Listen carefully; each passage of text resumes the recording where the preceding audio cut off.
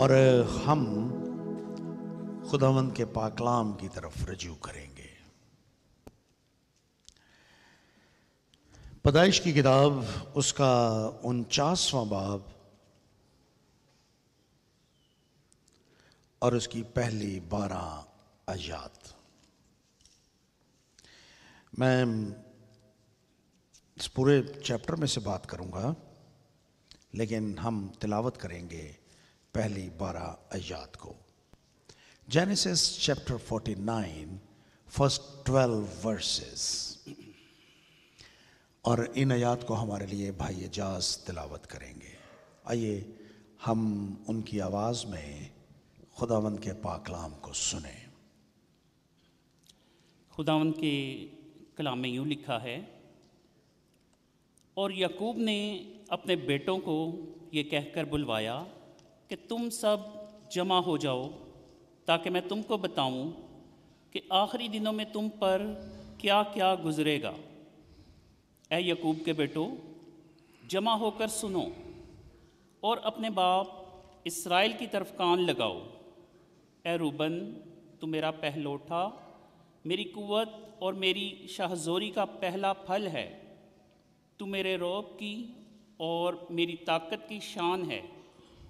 तू पानी की तरह बेसबात है, इसलिए तुझे फजीलत नहीं मिलेगी, क्योंकि तू अपने बाप के बिस्तर पर चढ़ा। तूने उसे निजिस किया, रूबन मेरे बिछोने पर चढ़ गया। शमऊन और लावी तो भाई भाई हैं, उनकी तलवारें जुल्म के हथियार हैं। ऐ मेरी जान, उनके मशवरे में शरीक ना हो। ऐ मेरी बुजुर्गी, उनकी मजलिस में शामिल ना हो, क्योंकि उन्होंने अपने गज़ब में एक मर्द को कत्ल किया और अपनी खुद राई से बैलों की कोंचें काटीं। लानत उनके गज़ब पर, क्योंकि वो तुंद था, और उनके कहर पर, क्योंकि वो सख्त था। मैं उन्हें याकूब में इलग इलग और इसराइल में परागंदा कर दूंगा। ऐ यहूदा, तेरे भाई तेरी मदाह करेंगे, तेरा हाथ तेरे दुश्मनों की गर्दन पर होगा। तेरे बाप की औलाद तेरे आगे सरनिगूं होगी। यहूदा शेर बब्बर का बच्चा है। ऐ मेरे बेटे, तू शिकार मारकर चल दिया है। वो शेर बब्बर बल्कि शेरनी की तरह दबक कर बैठ गया, कौन उसे छेड़े। यहूदा से सल्तनत नहीं छूटेगी और ना उसकी नस्ल से हकूमत का असा मौकूफ़ होगा, जब तक शिलवा ना आए। और कौमें उसकी मुती होंगी। वो अपना जवान गधा अंगूर के दरख्त से और अपनी गधी का बच्चा आला दर्जा के अंगूर के दरख्त से बांधा करेगा। वो अपना लिबास मैह में और अपनी पोशाक आबे अंगूर में धोया करेगा। उसकी आँखें मैं के सबब से लाल और उसके दांत दूध की वजह से सफ़ेद रहा करेंगे। खुदान के कलाम पढ़े, सुने और समझे जाने पर उसकी ख़ास बरकत हो। आमीन। Yes Jesus. खुदा, हम तेरे पाक रूह को मांगते हैं, आज तेरा पाक रूह लफ्ज़ों में तासीर पैदा करे। और आज का कलाम है खुदावंद पुरतासीर हो। आज तेरे लोग इस कलाम से बरकत पाएं। तेरे मुबारक नाम से मांगते हैं, आमीन। आज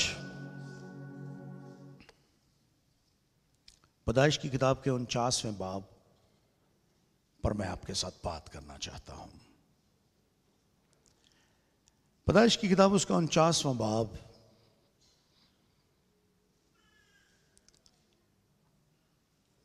बुजुर्ग मुकद्दस याकूब की जिंदगी का आखिरी इवेंट है। वो मरने के करीब है। He is close to his death. Jacob ये दुनिया छोड़ने वाला है। उसकी उम्र 147 बरस हो चुकी है। उसका बेटा यूसुफ, जिससे वो बहुत प्यार करता था, 56 बरस का हो चुका है। उसका सबसे छोटा बेटा, द यंगेस्ट सन बिन्यामीन, वो भी अपनी जिंदगी की 39 बहारें देख चुका है। मौत बहुत करीब है, क्योंकि 50वें बाब में फिर हम याकूब की मौत का बयान पढ़ते हैं। His death is at hand, बिल्कुल करीब है मौत उसकी। और वो अपने 12 बेटों को अपने बिस्तर के पास बुलाता है। यह बड़ा जज्बाती मंजर है कि यूसुफ, उसके सारे भाई रोबन, बिन्यामीन, अश्कार, दान, जद, आशर, नफ्ताली, यहूदा, रोबन, ये सब बुलाए जाते हैं जहां याकूब बिस्तर पर पड़ा है। और वो कुछ ऐसी बातें, इससे पहले कि वो इस दुनिया को छोड़ दे, कुछ ऐसी बातें अपने बच्चों के साथ करना चाहता है जो बहुत जरूरी थी। वो उनके बारे में, उनके मुस्तकबिल के बारे में बात करना चाहता है और कुछ को सरजनिश करना चाहता है और कुछ की तारीफ करना चाहता है। बहुत सी बातें जो सारी जिंदगी अपने दिल में छुपाए रखाई उसने, वक्त आ गया कि उनको अपने बेटों के सामने जाहिर करे। कुछ बेटे जब उसके पास आए तो उनको सख्त वक्त देखना पड़ा उसकी बातों की वजह से, और कुछ बेटों के लिए it was a crowning moment, जब उन्होंने महसूस किया कि उनकी बहुत तारीफ की जा रही है और उनके सर पे गोया ताज रखे जा रहे हैं। मुझे यूं लगता है इस मंजर को देखकर, जैसे वो अपनी सारी जिंदगी गुजारने के बाद ये बेटे अपने बाप की अदालत में खड़े हैं। अगरचे याकूब बिस्तर पर पड़ा है, लेकिन जब आप इस पूरे चैप्टर को गौर से पढ़ते हैं तो यूं लगता है कि ये एक तरह से अदालत का मंजर है और याकूब अदालत की कुर्सी पर बैठा है, मुंसिफ बनकर बैठा है, और वो अपने बेटों के ये सारी जिंदगी की जैसी उन्होंने गुजारी थी उसकी रोशनी में वो उनके मुस्तकबिल के बारे में बात करता है। जब मैंने इस चैप्टर को पढ़ा तो मुझे यूं लगा कि ये वही मंजर है जब एक दिन हम सब, किसी ने यीशु को कबूल किया इस दुनिया में या ना किया, हर एक शख्स को, खुदा के कलाम में लिखा है, हर एक को खुदा के तख्ते अदालत का सामना करना पड़ेगा। याकूब ने तो अपने बेटों को बुलाया, 12 बेटों को, लेकिन खुदा सारी दुनिया के लोगों को अपने तख्ते अदालत के सामने हाजिर करेगा। हर एक को उसकी अदालत का सामना करना पड़ेगा। सो मुझे यूं लगा कि ये जैसे ये दोनों मनाजर एक जैसे हैं। एक वाक्य अभी पेश नहीं हुआ, यानी मसीह के तख्ते अदालत के सामने अभी हम सब खड़े नहीं हुए, लेकिन एक वाक्य, एक इवेंट जजमेंट का गुजर चुका है, और यह पैदाइश की किताब उसके 49वें बाब में लिखा है। तो मैंने ये सोचा कि क्यों ना हम खुदा के तख्ते अदालत के सामने जो मंजर होगा उसको याकूब की अदालत के मंजर के साथ रिलेट करके देखें, ताकि हम उसके लिए तैयारी कर सकें जब हम खुदा के तख्ते अदालत के सामने पेश होंगे। सो इन दोनों इवेंट्स को मैं मिलाकर आपके सामने बयान करूंगा, और आप जो बातें मेरी सुनेंगे उनकी रोशनी में आप अपने आप को तैयार करेंगे खुदावंद के तख्ते अदालत के सामने खड़े होने के लिए। सो ये 12 लोग हैं जो याकूब के सामने खड़े हैं, और मेरे पास अब वक्त नहीं है आज कि मैं इन 12 के 12 को जो कुछ कहा गया उनको आपके सामने पेश करूं। ये बहुत, इसके लिए वक्त दरकार होगा। कर तो मैं सकता हूं, लेकिन आपको 3-4 घंटे बैठना पड़ेगा यहां पर। Hallelujah, yes hallelujah. लेकिन मैं ऐसा करूंगा नहीं। मैं इनमें से चंद लोगों को चुनूंगा और उनको दूसरों की के गिरोह बनाकर उनमें से चंद एक को आपके सामने बयान करूंगा, ताकि उनकी रोशनी में आप तैयारी कर सकें। सो आइए हम इस पर गौर करें कि क्या हो रहा था और वहां पर क्या हुआ। दूसरी आयत में लिखा है, ऐ याकूब के बेटो जमा होकर सुनो और अपने बाप इस्राएल की तरफ कान लगाओ। इस्राएल की तरफ कान लगाओ, यानी अपने बाप की बातों को गौर से सुनो कि वो तुमसे क्या कहना चाहता है। सबसे पहले याकूब रूबन के साथ कलाम करता है। रूबन याकूब का पहलौठा बेटा था और रूबन के वसीले से वो अपनी बातचीत का आगाज करता है। रूबन को वो पुकारता है, और तीसरी आयत में लिखा है, ए रूबन तू मेरा पहलौठा, मेरी कुव्वत और मेरी शाहजोरी का पहला फल है।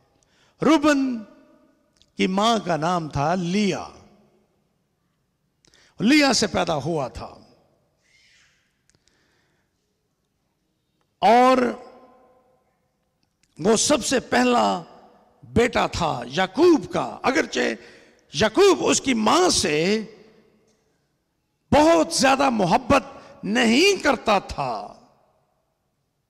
वो याकूब की एक गैर महबूब बीवी थी। लेकिन रूबन पैदा हुआ तो रूबन पहलौठा ठहरा, क्योंकि वो पहला फल था उसका।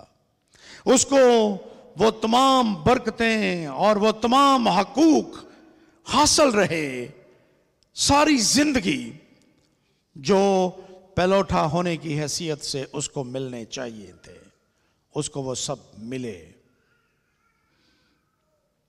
इसलिए जब याकूब ने रोबन से कहा, आप थोड़ी देर के लिए जरा तसव्वुर कीजिए, रोबन को अपने ज़हन में लाइए, याकूब को देखिए। याकूब बिस्तर पर लेटा है और वो अपने बेटों को बुलाकर कहता है कि मैं तुम्हारे मुस्तकबिल के बारे में तुमसे बात करूंगा। और वो सबसे पहले याकूब को कहता है, ए रूबन तू मेरा पहलौठा, मेरी कुव्वत और मेरी शाहजोरी का, मेरी कुव्वत और मेरी शाहजोरी का पहला फल है। तू मेरे रोब की और मेरी ताकत की शान है। जब उसने ये कहा तो आप रोबन के बारे में गौर कीजिए।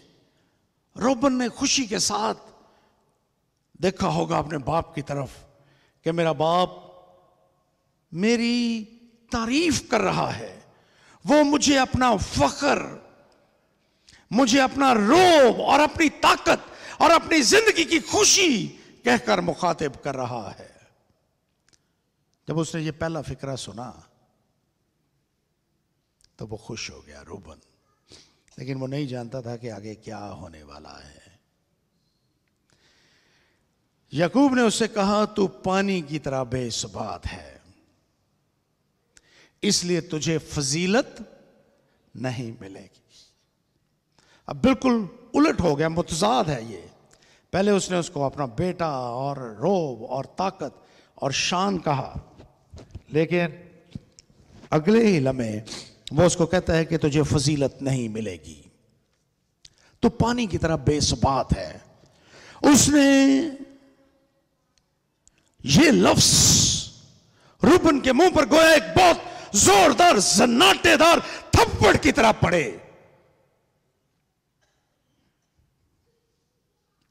तो पानी की तरह बेसुबात है।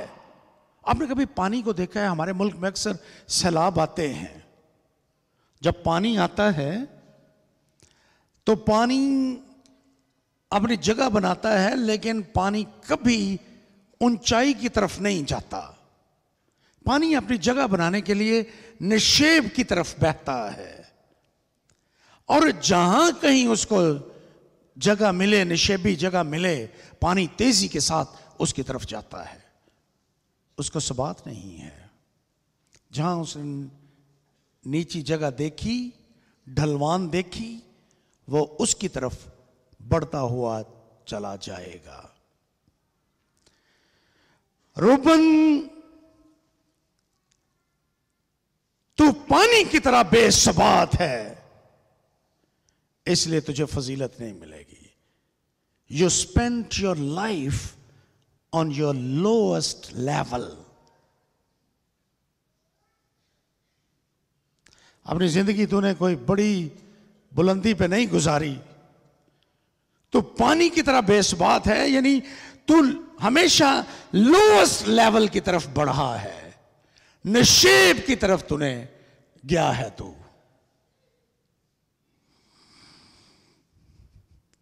बेलगाम है, और तूने अपनी जिंदगी में हमेशा कमजोरी दिखाई है। अगली बात कहकर उसने उस पर एक बम गिरा दिया याकूब ने। देखिए क्या लिखा है, तो पानी की तरह बेसुबात है, इसलिए तुझे फजीलत नहीं मिलेगी। और अगली बात उसने की, क्योंकि तू अपने बाप के बिस्तर पर चढ़ा, तूने उसे निजिस किया। रूबन मेरे बिछौने पर चढ़ गया। 40 बरस पहले एक वाकया हुआ था इस खानदान में। यूसुफ की एक दूसरी बीवी, जिसका नाम राखल या रेचल है, वो उसकी महबूब बीवी थी। वो उससे इश्क करता था। उसकी औलाद पैदा नहीं होती थी, जबकि लिया जो उसकी गैर महबूब बीवी थी, उससे 6 बेटे पैदा हो गए। अब कई बरसों के बाद यूसुफ पैदा हुआ, और उसके बाद कई बरस फिर गुजर गए, और फिर बिन्यामीन पैदा हुआ।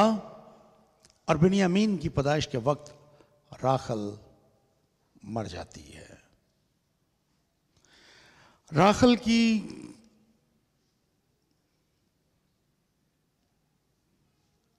एक लौंडी थी,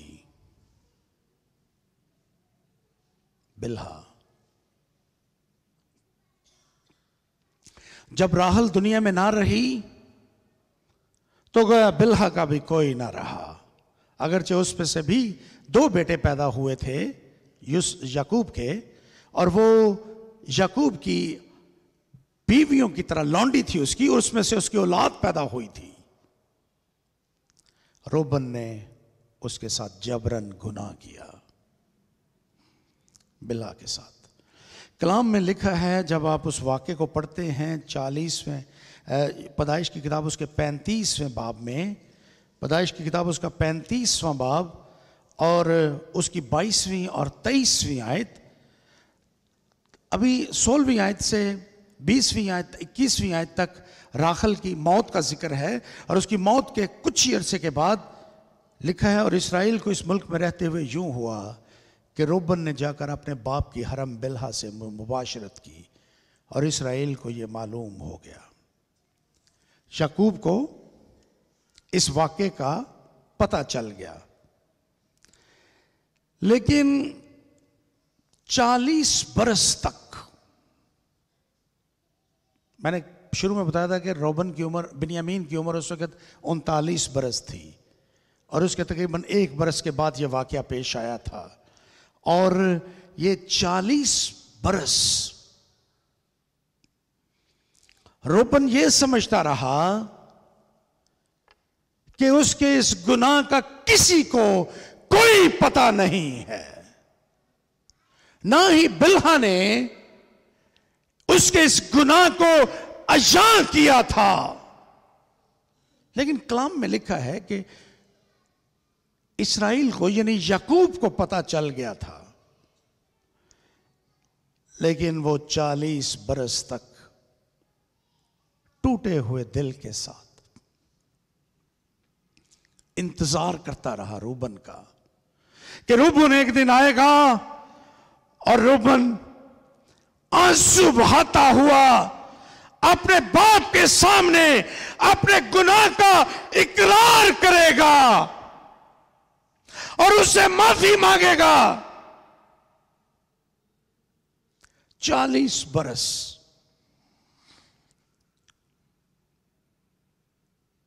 याकूब इंतजार करता रहा कि एक दिन उसका बेटा आए और वो आकर माफी मांग ले अपने गुनाह की। उसने खुद भी रूबन के साथ कोई बात ना की। वो चाहता था कि रूबन खुद से आए और आंसू बहाए और माफी मांगे उससे, बाप मैंने ये गुनाह किया है, मुझे माफ कर दे। लेकिन रूबन ने ऐसा नहीं किया। उसने तसव्वुर किया कि मेरा गुनाह छुपा हुआ है, it's a hidden sin which I have committed. And he tried to hide it for 40 years. लेकिन अब 40 बरस के बाद याकूब सारे बेटों के सामने, 12 के 12 मैंने कहा था वहां पर मौजूद थे, उन 12 के सामने उसको कहता है, रूबन तुझे फजीलत नहीं मिलेगी क्योंकि तूने अपने बाप के बिस्तर को बिछोने को निजस किया है। वो गुनाह जिसको रूबन छुपा हुआ समझ रहा था और जो 40 बरस तक छुपा रहा, अब सारों के सामने अयां कर दिया गया। रूबन अकेला आ सकता था याकूब के पास इस माजी के बरसों में और अपने बाप से माफी मांग सकता था, लेकिन चूंकि उसने ऐसा किया नहीं, इसलिए अब उसका गुनाह सारे भाइयों के सामने जाहिर कर दिया गया। What a lesson.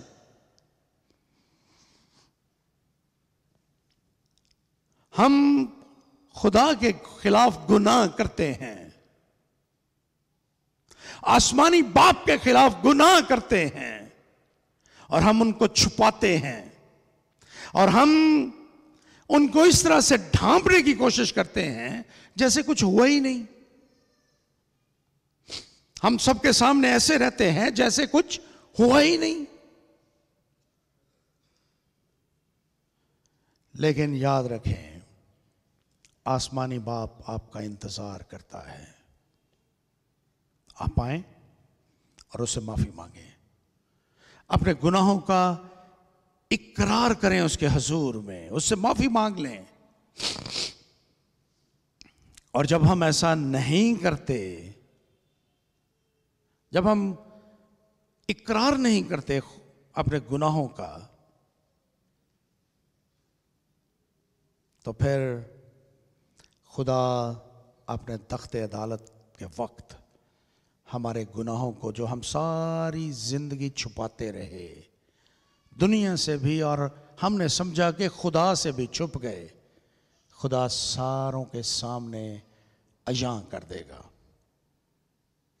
वो बातें, वो गुनाह जिनको अब सारी जिंदगी अपने दिल में रखकर छुपाते रहते हैं, वो बातें, वो गुनाह जिन पर आप सारी जिंदगी पर्दे डालते रहते हैं, अगर आप इस जिंदगी में उसकी माफी ना मांगें तो अपने तख्ते अदालत के वक्त खुदा सारी दुनिया के सामने उनको अयां कर देगा, सबको बता देगा। जरा तसव्वुर कीजिए उन गुनाहों का जो आप करते हैं, छुपाते हैं, सबके सामने आ जाएंगे। आपकी औलाद, आपके रिश्तेदार, सब, आपके दोस्त अहबाब सब खड़े होंगे और आपके गुनाह जाहिर कर दिए जाएंगे। What a shame. रोबन, आप अंदाजा कीजिए, रोबन पहलौठा था, सबसे बड़ा था, याकूब का सबसे बड़ा बेटा था, क्या बीती होगी उस पे उस दिन। मुंह छुपाता होगा अपने भाइयों से। वो समझता था कि शायद किसी को पता नहीं कि मैंने क्या किया था। उसका गुनाह बहुत बड़ा था, छुपाता रहा 40 बरस तक, लेकिन आज सबके सामने रोशन हो गए गुनाह। मेरे अजीजों, मैं आपके सामने आज एक खास बात रखना चाहता हूं। अगर आज आप अपने गुनाहों की मुआफी खुदा बाप से मांग लेंगे, today in this world, if you will ask the forgiveness, you will be forgiven. But there is a time, if you will hide your sin, there will be a time when there will be only weeping and sorrow over your sins you have committed in your life and you try to hide them. जो गुनाह, जिनकी आप माफी मांग लेंगे बाप से आज अकेले में, कोई खुदा ये नहीं चाहता कि आप एक भीड़ के सामने इकरार करें। आप अपने गुनाह का इकरार कर लें खुदा बाप के सामने, तन्हाई में आप अपना दिल उंडेल कर आंसुओं के साथ खुदा बाप के सामने पेश कर दें, वो आपको माफ कर देगा। और जब वो आपको माफ कर देगा तो फिर आपका गुनाह रोज़े अदालत के दिन जाहिर भी नहीं किया जाएगा। मैं इस पर और बात करूंगा आखिर में, लेकिन अगर आप आज माफी नहीं मांगेंगे तो उस वक्त सिर्फ रोना पछताना होगा। And the day is coming soon, the judgement, everybody, everyone in this world has to stand in front of the judgment seat of Jesus Christ. The day is coming soon. Reuben को खुदा ने, Israel ने यानी याकूब ने सजा सुनाई और उसे कहा कि तुझे फजीलत नहीं मिलेगी। वो सारी जिंदगी उसके बारे में कहा गया तुझे फजीलत नहीं मिलेगी। और अगर आप बनी इसराइल की तारीख का मुताला करें तो आप रोबन के कबीले से किसी को भी किसी नुमाया हैसियत पर किसी शख्स को नहीं देखेंगे, बल्कि they were always on the other side of fence. वो हमेशा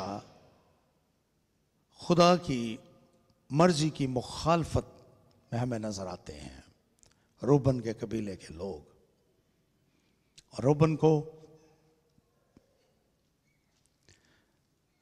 फजीलत नहीं मिली, मुस्तकबिल में भी।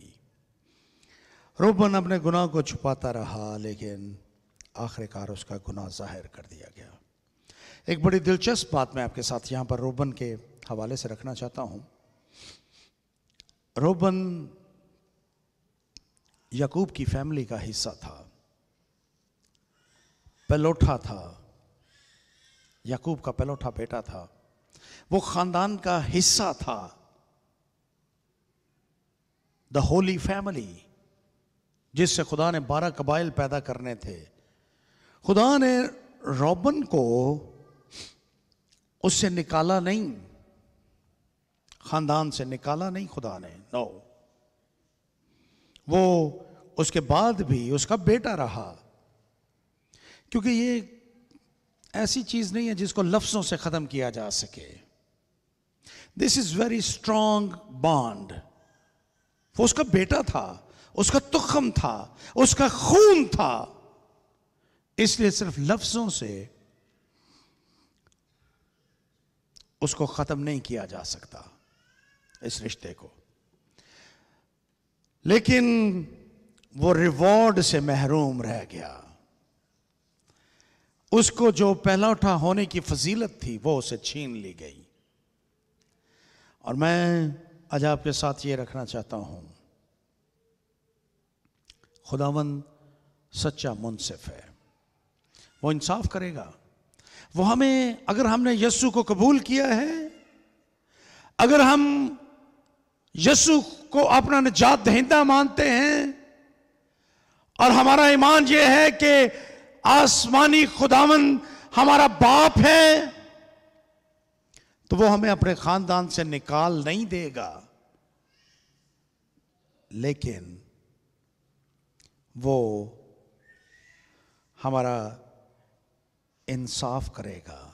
ये पोजीशन की बात नहीं है, ये परफॉर्मेंस की बात है। उसने खानदान में किया क्या? उसको जो जिंदगी दी गई थी, उस जिंदगी को उसने लोएस्ट लेवल पर गुजारा, इसलिए उससे फजीलत छीन ली गई। आप खुदा के खानदान में शरीक हैं, आप खुदा के बेटे और बेटियां हैं, लेकिन जब आप खुदा के तख्ते अदालत के सामने खड़े होंगे तो सिर्फ ये इंसाफ का तकाजा नहीं कि आप उसके बेटे या बेटी हैं, इंसाफ का तकाजा ये है जो जिंदगी आपको दी गई वो आपने कैसे गुजारी, उसमें आपने क्या काम किए, ये आपने ईमान का ये सफर कैसे तय किया, इससे आपके अजर का लिहाज या इंसाफ या उसका मेयार कायम किया जाएगा। खुदा मुंसिफ है, वो आपको अपनी बादशाही में तो शामिल कर लेगा, लेकिन वो रिवॉर्ड आपको नहीं देगा जो किसी वफादार बेटे को मिलेगा। रूबन बेटा तो रहा, लेकिन फजीलत से महरूम हो गया। आइए हम कुछ आगे बढ़ें और हम कुछ और भी देखें। 2 लोगों का और मैंने इंतखाब किया है, उनको भी देखें। एक और गुनाह जो छुपा तो नहीं था, दैट वॉज अ ओपन सिन, लेकिन अनरिपेंटेंट रहा, उसमें भी तौबा नहीं की गई। पैदाइश की किताब उसका 34वां बाब एक बहुत बड़े वाक़े का बयान करता है।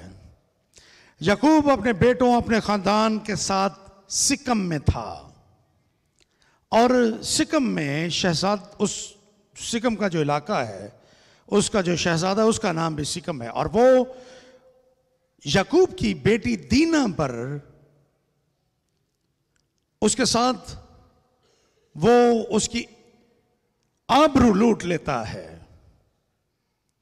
और जब ये वाकया पेश आता है तो 2 लोग, याकूब के बेटों में से 2 भाई उठते हैं और वो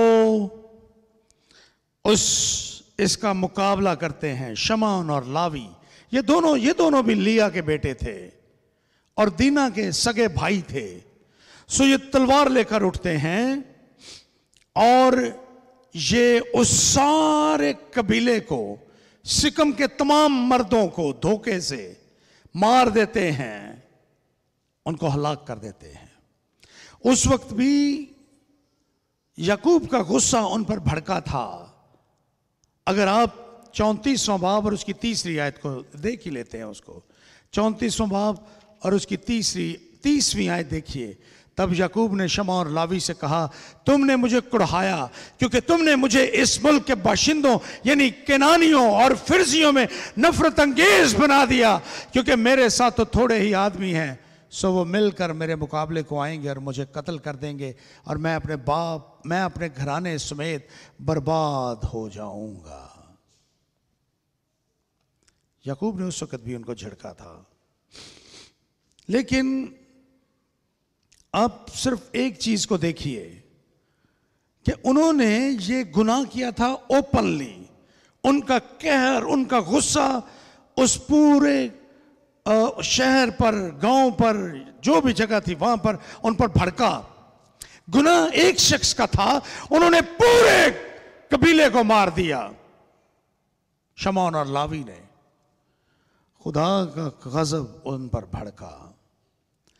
और आप इन तमाम बरसों में देखेंगे कि शमौन और लावी एक दफा भी उन्होंने रिग्रेट फील नहीं किया अपने काम पे, तो ना बड़ी ढिठाई के साथ। आप 34वें बाब की 31वीं आयत पढ़ें तो वो बड़ी ढिठाई के साथ कहते हैं, उन्होंने कहा तो क्या उसे मुनासिब था कि वो हमारी बहन के साथ कसबी की तरह बर्ताव करता। ढीठ है और जो कुछ उन्होंने किया था बड़ी ढिठाई के साथ उस पे कायम है। कोई पछतावा नहीं है उनको अपने किए पे। और चूंकि पछतावा नहीं था उनको, इसलिए अब वक्त आ गया था कि उनका इंसाफ किया जाता। दुनिया में हम बहुत से काम ऐसे करते हैं जिसको हम खुदा की खिदमत समझते हैं। दुनिया में बहुत से लोग, सिर्फ मसीही नहीं, मजहब के नाम पे आप देखिए कितने लोगों को मार दिया जाता है, कत्ल कर दिया जाता है, हलाक कर दिया जाता है। और इंतहा ये कि जो ये काम करते हैं वो इस पे पछतावा भी महसूस नहीं करते, बल्कि वो बड़े फख्र के साथ कहते हैं कि हमने ये किया है, हम बेगुनाह लोगों की मौत का जिम्मा लेते हैं, हमने ये किया, खुदा के नाम पे किया है। ये एक ऐसा गुनाह है जिस पे पछताते नहीं हैं। सो मैं और आप, हम भी बहुत से काम, जरूरी नहीं लोगों को मारना, हम अपनी बातों से भी कत्ल कर देते हैं लोगों को। हम बेशुमार काम करते हैं लेकिन पछताते नहीं, बल्कि ढीठ बने रहते हैं कि जी मैंने दुरुस्त किया है, मैंने ठीक किया है, मैंने ठीक किया है, मैंने ठीक किया है, मैं ठीक कह रहा हूं, मेरी बात को मानना चाहिए सबको। And we don't feel regret, पछतावा ही नहीं होता हमें। खुदा कैसे इनके साथ बर्ताव करता है, आइए देखें। उसने कहा उनकी तलवारें जुल्म के हथियार हैं। और आप, अगरचे आपके हाथ में तलवारें नहीं हैं, आप कह लें कि उनकी जुबानें जुल्म के हथियार हैं।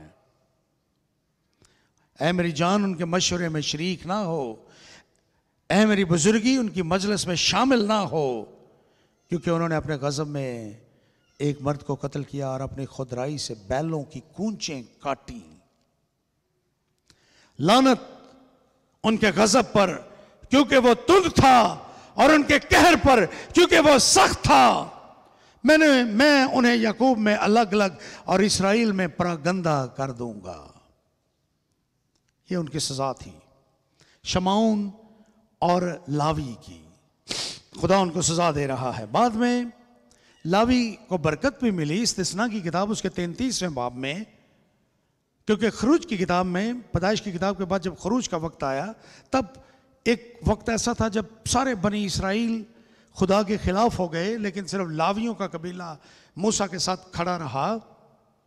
ये वो वक्त था जब हारून ने बछड़ा बनाया था, और उस वक्त खुदा ने एक मरतबा फिर इनको इस्तेमाल किया था, लेकिन वो खुदा की गैरत का वक्त था, इसलिए उनको बरकत भी मिली बाद में। और खुदा ने उनको अपनी खिदमत के लिए, इनके 3 लावी के बेटे थे जो 3 ख़ानदानों के सरबराह बने, और मुख्तलिफ खिदमात उनके स्पुर्द की गई हैकल में, उनको बरकत मिली है। लेकिन याकूब उनके लिए जो सज़ा देता है वो भी उनकी ज़िंदगी में पूरी हुई। आई हैव वन, वो उनकी ज़िंदगी में पूरी हुई। खुदा ने कहा कि इनको मैं प्रगंदा कर दूंगा। लावियों को कोई जगह नहीं मिली इस्राएल में, उनके कबीले के लिए। जब आज भी आप मैप देखेंगे, जब कबीलों को ज़मीन तकसीम की गई तो लावी के पास कोई जगह नहीं थी। लावी के लोग, पूरे लावी के कबीले के लोग सारे इस्राएल में फैल गए। तकरीबन 37 शहर उनको दिए गए लावी को, और वो 37 शहर पूरे इस्राएल में फैले हुए थे। और जो शमाउन था, शमाउन का कबीला, बनी इस्राएल की तारीख बयान करती है कि यहूदा ने इसको निगल लिया था, इनके हिस्से को, और यूं शमाउन का हिस्सा भी बनी इस्राएल में से ख़त्म कर दिया गया था। ये वो लोग हैं शमाउन और लावी। यहां पर पैदाइश की किताब उसके 49वें बाब में जिनके बारे में खुदा का कलाम कहता है वो बच तो जाएंगे लेकिन जलते जलते, बच तो जाएंगे, खुदा की बादशाहत में शामिल तो होंगे, लेकिन मुश्किल से, क्योंकि इन्होंने पछतावा महसूस नहीं किया। रिग्रेट जो है, पछतावा जो है, ये रूहानी दुनिया में इट्स वेरी पॉजिटिव। अगर आप कोई गुनाह करते हैं, कोई गलती करते हैं, आपसे कोई मिस्टेक हो जाती है, आप किसी को बुरा भला कह देते हैं, अगर आपके दिल में रिग्रेट पैदा होता है, पछतावा, तो इट्स अ पॉजिटिव साइन।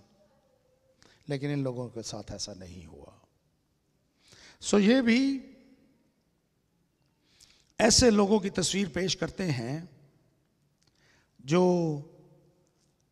बादशाहत में तो होंगे, लेकिन इनके पास कोई मकाम नहीं होगा, इनके पास कोई रिवॉर्ड नहीं होगा। क्यों? खुदावंद यीशु मसीह ने कहा, देखो मैं जल्द आने वाला हूं और हर एक के काम के मुवाफिक देने के लिए अजर मेरे पास। इसका मतलब यह है कि अजर जो होगा वो डिफरेंट होगा हर शख्स का। ये शामिल तो होंगे लेकिन अजर से महरूम रहेंगे। और आपने देखना है कि आप किस सफ में खड़े हैं। क्या आप रूबन की सफ में खड़े हैं जिसने 40 बरस तक गुनाह को छुपाया और माफी ना मांगी और तौबा ना की? क्या आपकी जिंदगी में कोई गुनाह ऐसा तो नहीं है जिसको आप छुपा रहे हैं और आप उसकी माफी नहीं खुदा से मांग रहे? अगर ऐसा है तो आज मैं आपसे कहूंगा, today repent on your sin. पैगाम के बाद मैं आपको मौका दूंगा कि आप अपने गुनाहों के लिए जो आप आज तक छुपा रहे हैं दूसरों से, उसकी माफी मांग लें खुदा से, वो आपको मुआफ कर देगा। क्या आप शमौन और लावी की तरह तो नहीं हैं कि आप की जुबान तलवार की तरह दूसरों को हलाक कर रही है? आप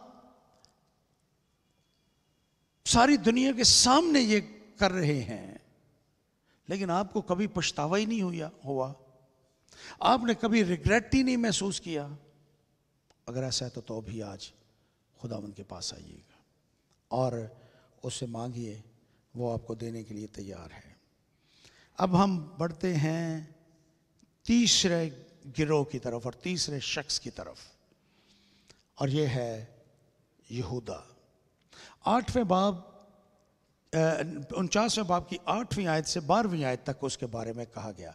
और यहां पर ये शैलवा नहीं है, इट्स शेलो, नॉट शैलवा। शेलो खुदावंद यीशु मसीह की तस्वीर को पेश करता है। It's a prophecy for Jesus Christ. यहूदा खड़ा है और उसने रूबन के बारे में सुना याकूब का बयान, उसने शमौन और लावी के बारे में सुना याकूब का बयान, और अब वो सोच रहा है अपने बारे में। ये वही यहूदा है जिसने यूसुफ को बेचने का मशवरा दिया था कि आओ हम यूसुफ को इस्माइलियों के हाथ बेच दें। ये वही यहूदा है जिसने अपनी बहू तमर के साथ गुनाह किया था।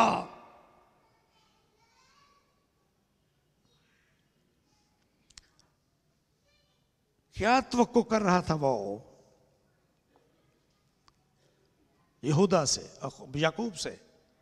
लेकिन अजीब बात हुई, जब याकूब यहूदा के बारे में बात करता है तो वो बजाय कोई सख्त बात करने के कहता है, ए यहूदा, तेरे भाई तेरी मदा करेंगे, तेरा हाथ तेरे दुश्मनों की गर्दन पर होगा, तेरे बाप की औलाद तेरे आगे सरनगू होगी।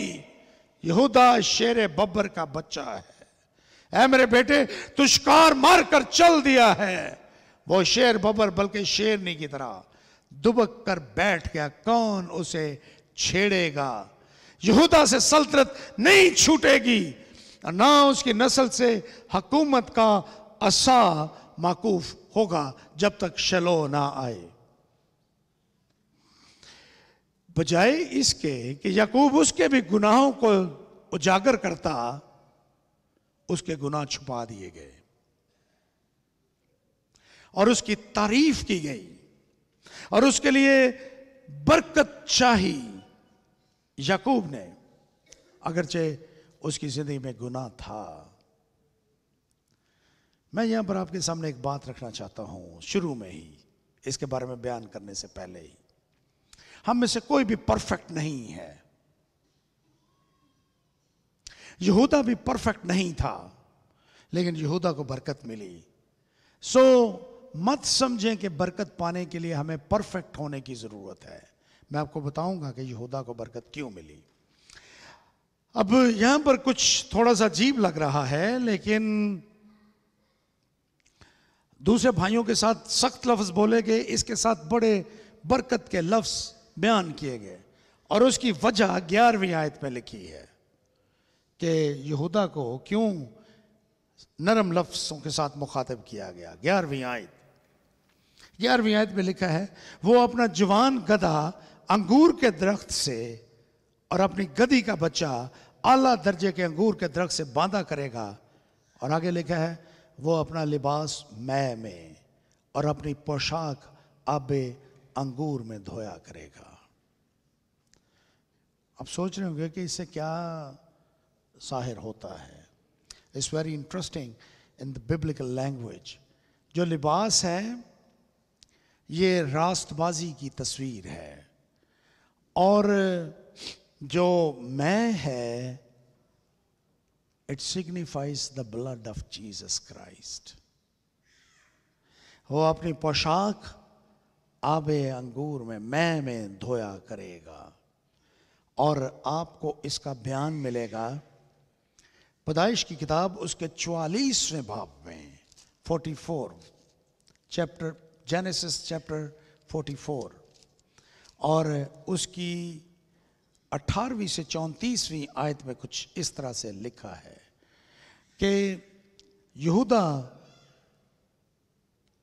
यूसुफ के कदमों में बैठ जाता है। तब यहूदा उसके नजदीक जाकर कहने लगा, ऐ मेरे खुदावंद, अपने खादम को इजाजत दे कि अपने खुदावंद के कान में एक बात कहे और तेरा गजब तेरे खादम पर ना भड़के, क्योंकि तू फिरौन की मानिंद है। और फिर वो माफ़ी मांगता है और सारी बात करता है बिन्यामीन के बारे में, अपने बारे में कि हमने क्या किया था यूसुफ के साथ। अभी तक उसको ये पता नहीं था कि वो यूसुफ है, लेकिन वो उसके कदमों में गिरकर अपने सारे गुनाहों का बयान करता है।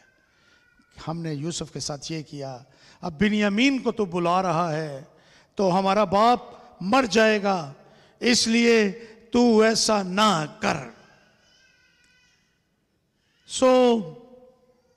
ये उसकी यहूदा की तस्वीर है कि यहूदा इससे पहले कि वो आप अपने बाप की अदालत में खड़ा होता, उसने उससे बहुत अरसा पहले यूसुफ के कदमों में बैठकर माफ़ी और तौबा इस्तफसार कर ली थी।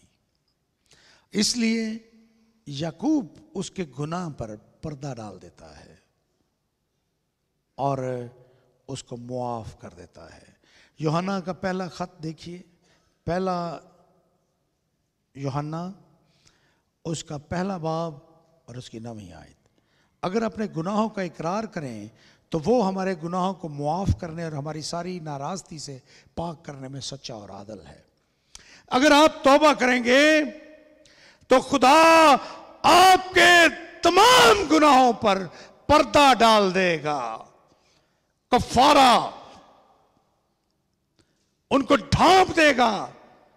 आपके गुनाह अगर यीशु के लहू में ढांप दिए गए हैं, अदालत के दिन उनको जाहिर नहीं किया जाएगा।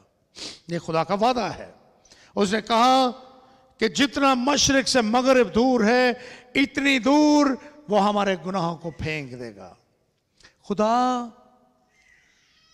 बाइबल ये बताती है कि खुदा किसी चीज को भूलता नहीं, सिर्फ एक चीज को, अगर हम तौबा कर लें तो हमारे गुनाहों को भूल जाता है।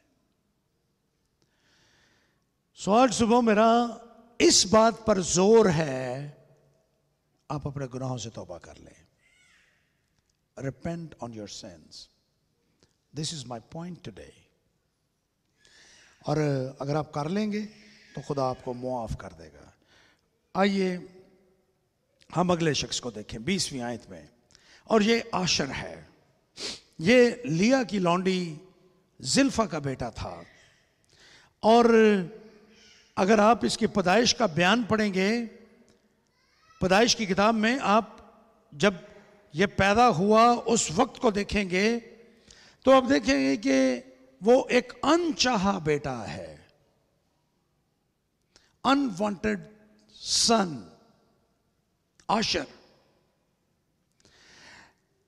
अगरचे उसका मतलब खुशी है, जॉय है, लेकिन वो अपने खानदान में ऐसे था जैसे कुछ भी ना हो। Nobody. He lives like nobody. अपनी फैमिली में ऐसे रहा वो सारी जिंदगी। उसके साथ हमेशा ऐसा सलूक किया जाता रहा जैसे वो कोई दूसरे दर्जे का शख्स हो अपने खानदान में, और उसकी जिंदगी का पस मंजर यही है। लेकिन अब क्या हुआ?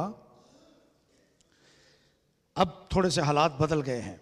मैं आपको यह कहूंगा कि आशर, दरअसल आशर जो जिल्फा का बेटा है, आशर आज इस चर्च में मौजूद अक्सरियत ऐसे लोगों की है जो आशर की तरह हैं। They are like ushers, they are like nobodies, जो समझते हैं कि हम कमजोर से लोग हैं, हम कुछ भी नहीं हैं। बिल्कुल इसी तरह से हैं। चर्च में ज्यादा लोग ऐसे ही लोगों की है।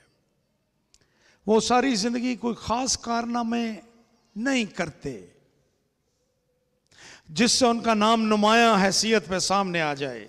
वो हमेशा छुपे रहते हैं, पस मंजर में रहते हैं, ऐसे ही जैसे कुछ भी ना हो। और ये मैं और आप हैं, हम सब हैं, क्योंकि दुनिया हमें कुछ नहीं समझती। ये दुनिया जिसमें मैं और आप रहते हैं, आशर जिस खानदान में रहता था वो उसको दूसरे दर्जे का समझते थे।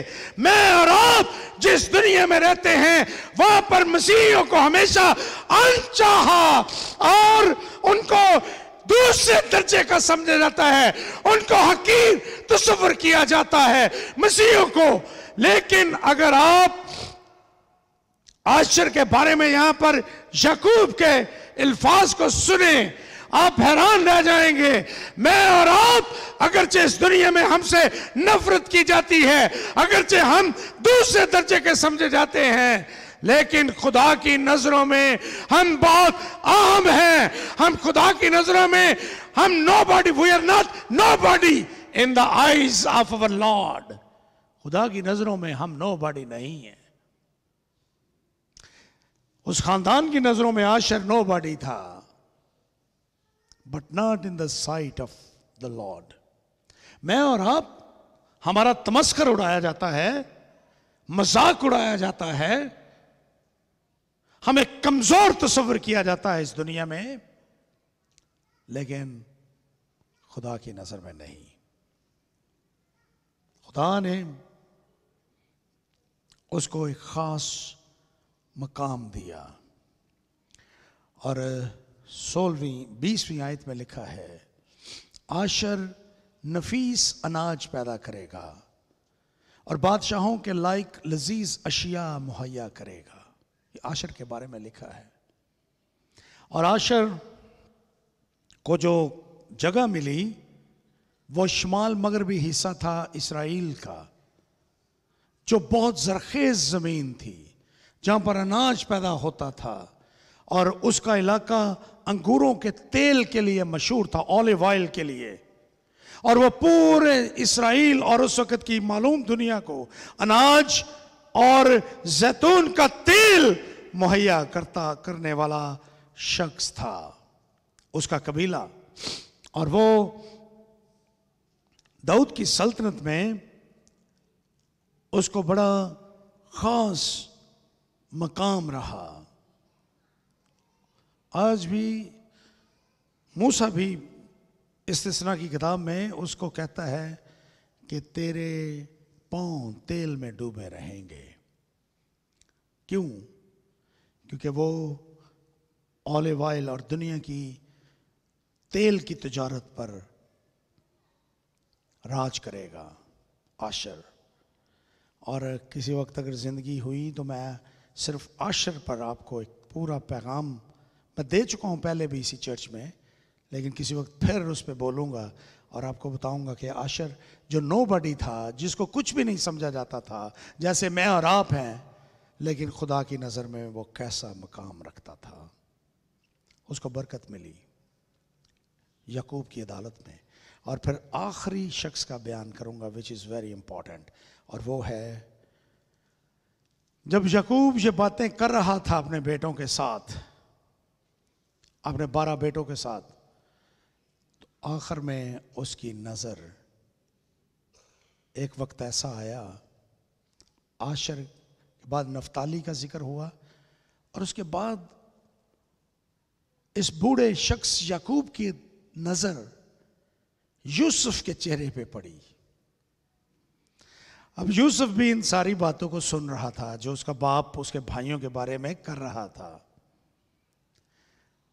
उसके चेहरे पे मुस्कुराहट और कॉन्फिडेंस था, उसका दिल भी मुतमईन था, ज़मीर भी मुतमईन था, क्योंकि वो जानता था कि याकूब तो उसको पहले ही बरकत दे चुका है। 48वें बाब में आप मनसी और इफ्राइम की अडॉप्शन का बयान पढ़ते हैं। वो इन दोनों को अडॉप्ट कर चुका था अपने बेटों के तौर पर, और रूबन का हिस्सा छीन कर, रूबन को आपको पता है कि उसने कहा था तुझे फजीलत नहीं मिलेगी, रूबन का हिस्सा लेकर यूसुफ को दे दिया गया था। और डबल पोर्शन उसको इस तरह से मिला कि उसके 2 बेटे मनसी और इफ्राइम अडॉप्ट कर लिए याकूब ने। सो वो जानता था कि उसको डबल पोर्शन मिला है, उसने उसके बेटों को अडॉप्ट कर लिया है, ले पालक बेटे और बेटे बना लिया है, दोनों को उसने, याकूब ने। और अब एक मरतबा फिर वो उसके लिए बरकत की दुआ करता है। यूसुफ एक फलदार पौधा है, ऐसा फलदार पौधा जो पानी के चश्मे के पास लगा हो। ज़बूर नंबर 1 पढ़िए, ईमानदार वो दरख्त हैं, उस दरख्त की मानंद हैं जो पानी की नदियों के किनारे पे लगाया गया हो। सो यूसुफ भी एक ऐसा फलदार पौधा है जो पानी के चश्मे के पास लगाया गया और उसकी शाखें दीवार पर फैल गईं। तीर अंदाजों ने उसे बहुत छेड़ा और वो मारा और सताया गया, लेकिन उसकी कमान मजबूत रही। उसके हाथों और बाजुओं ने याकूब के कादर हाथ से कुव्वत पाई। वहीं से वो चौपान उठा है जो इसराइल की चट्टान है। खुदा ने यूसुफ को बरकत दी और यूसुफ एक ऐसे शख्स की तस्वीर हमारे सामने पेश करता है जो रूहुल कुदस की रहनुमाई में जिंदगी बसर करता है।